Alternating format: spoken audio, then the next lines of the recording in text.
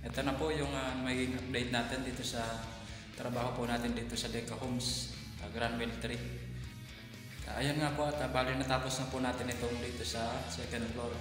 So bali ito po ay i-grout na lang. At ayan, so bali nasimulan na rin po yung pag-grout natin dito. Ano po, so sa mga hindi pa po pala nakakapanood nung kung paano ko po ito in-layout, bali ilalagay ko po sa description nitong video yung link kung saan po doon nyo po mapapanood yung kung paano po ako mag-layout ng floor tiles. And so katulad nga po nung naging paraan ko po ng pag-layout nito, bumuha po ako ng eskwala niya dito sa hagdan. So dito po sa hagdan, so yung ginawa ko naman po dito, simula po dun sa dulo na yon, so may yan. So tinansian ko po yan 90 cm kasi 90 cm po itong lapad nitong hagdan. So 90 cm kumuha po ako ng 90 cm doon at 90 cm dito. So tinapat ko po yung tansi at papunta po dito. Ayan. Bali dito naman po. So naging kinuha ko na lang po dito yung 30 cm na lapad na siroho dito sa hagdan. Papunta po doon para kasi kung bubuuhin po natin ito, masyado pong maliit yung magiging siroho doon. Siguro po nasa 6 cm na lang yung siroho doon. So kaya in-adjust ko na lang po siya ng kalahati ng tiles yung i-adjust natin kapag yung siroho ay sobrang liit. Ano po, so i-adjust natin siya. Kaya napunta po dito yung 30 cm na siroho. So dito po, ayan, so medyo malaki po yung naging siroho natin dito. Ayan, so kahit po dito sa gilid, yung siroho po natin malaki siya. At dito naman, kinuha ko na lang din po ulit yung eskwala niya na halos yung isang buo. Ayan, so yung isang buo niya po dito papunta doon. Ayan, so ano bet? Basog man, napangod to. Busog na busog. Ito na po yung nasimulan po natin dito sa baba. So yung naging layout naman po natin dito, gitna po mismo siya ng pinto. Ayan. So yung pinto, yung lapad po ng pinto niya ay 80 cm. So ginitna ko po yung tiles. Pero sa gagawa po ng ganitong layout mga sir, depende pa rin po kung titingnan po natin kung hindi ba magiging maliit yung mga siroho niya dito at doon. So doon sa gilid na yon. So kailangan po i-consider pa rin po natin yon kung ganitong layout yung gagawin natin, yung igigitna po natin yung isang buo dyan sa pinto. Kasi meron po tayong mga kailangan i-consider kapag masyado pong maliit yung siroho, i-adjust po natin siya. Ayan, so dito po sa naging lagay naman po nito, okay naman po siya dito, nasa 40 cm po yung siroho niya dito. At dito naman po nasa 30 cm. Ayan, so kaya okay naman po siya. At ang isang tip naman po pala mga sir sa pag eskwala ng tiles. So po, ang ginawa ko po dito para hindi po tayo mawala sa eskwala. So ang ginawa ko po, ang una ko pong nilatag tatlo. Ayan, so ayan pong tatlo na yan, isa, dalawa, tatlo. At binuo ko naman po siya ng tatlo din po doon. Bago ko po ito inilatag itong apat na ito. So sa madaling sabi po, yung ginawa ko pong pag-eskwala nito para hindi po tayo mawala sa eskwala dito sa tiles, siyam na tiles, yan muna po yung una nating bubuuhin na kwadrado. So kailangan po pantay po ito, itong mga gilid niyang ito at doon. Ayan, so yung siyam na tiles po na yan, kailangan po pantay po yan, buong kwadrado talaga siya, naka-eskwala po talaga siya, para kapag na-eskwala na po natin yon, yung siyam na tiles na yon, yun na po yung magiging basihan natin bago po tayo magtuloy-tuloy. So pwede po pong simula ka naman dito, pwede mo siyang lagyan, pero kailangan po sa ganong paraan, sa ganong pong technique ng pag-install ng tiles, na i-install mo yung siyam na tiles na buo bago ka dito sa palibot niya naman. Ayan, so pwede pong dito, pwedeng doon ka magsimula. Depende na po yan sa iyo. Basta ang ginagawa ko po, mismo lang po doon lang po ako sumusunod, hindi po ako lumalayo na. So kailangan po buong naka-eskwala pa rin po dyan ang ilalatag natin. So halimbawa po ito, nalatag ko na po itong pang-4 na layer. Ayan. So ang sunod ko naman po niyan, itong pang-5 layer naman. Ayan. So papunta dito at naka-eskwala naman po dito. Ayan. So ganun po yung nagiging paraan ko para hindi po ako mawala sa eskwala ng tiles hanggang dito sa dulo.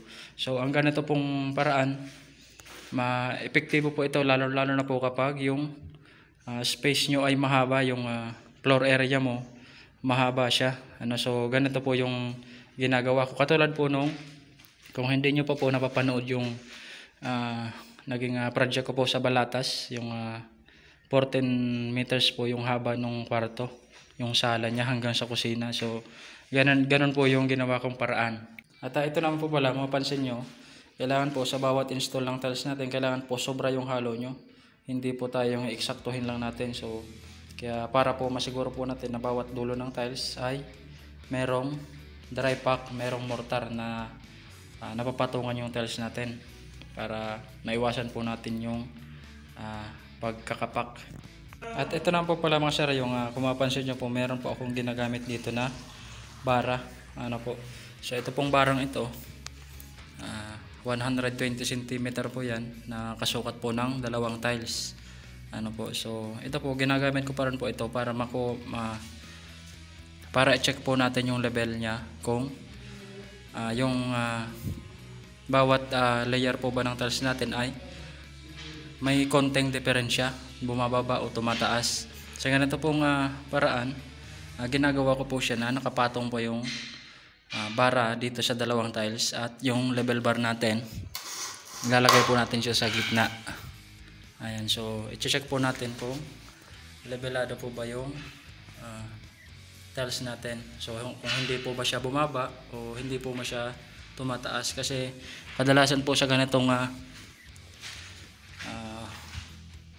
pagta-tiles ay bali hindi po natin napapansin habang lumalayo tayo, kapag hindi po natin na-check yung level ng 2 tiles. So ganito pong paraan, ma-check po natin kung hindi po siya lumalayo o hindi siya lumulubog o hindi po siya umaangat. So yan po yung dahilan kung bakit po ako merong bara na, so bali yan po yung pang-check natin ng level.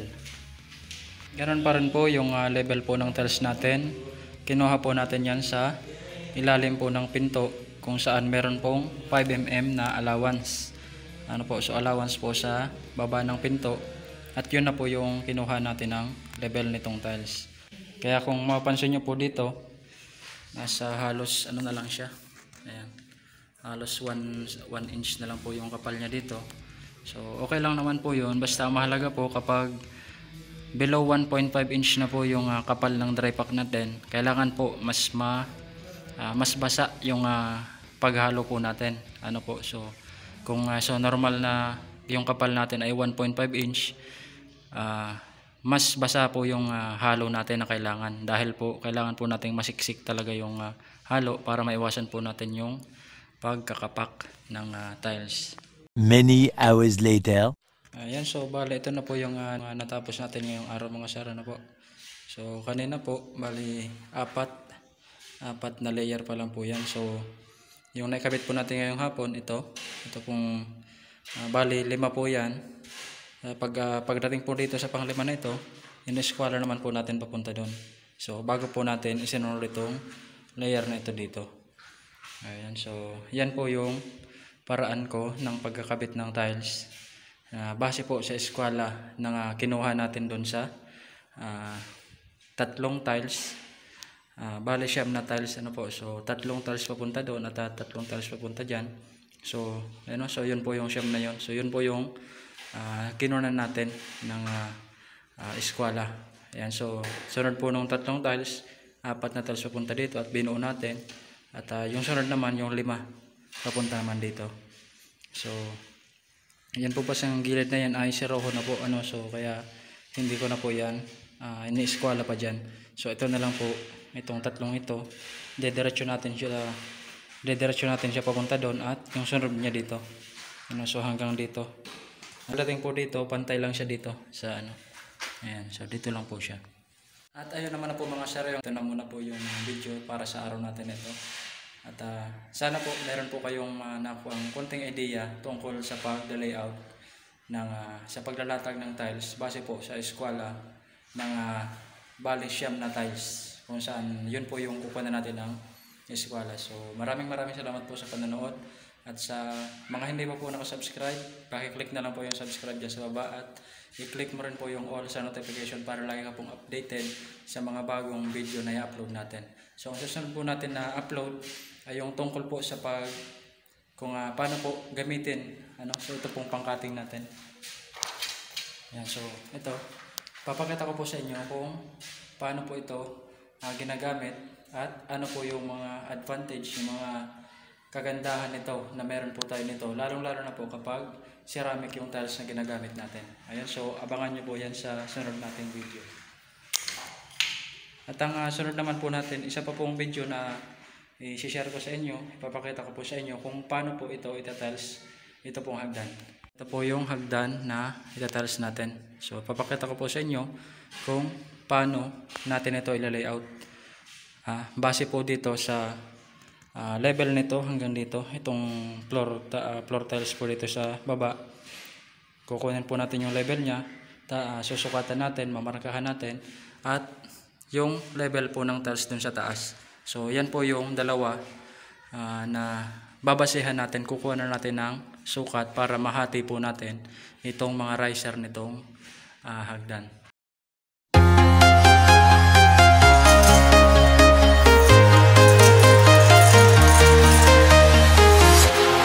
Walking alone, the streets are empty. The only thing I can see is my own silhouette. I'm getting stronger, step by step. The clock is ticking, but there's no time for regrets. I've been flying from town to town.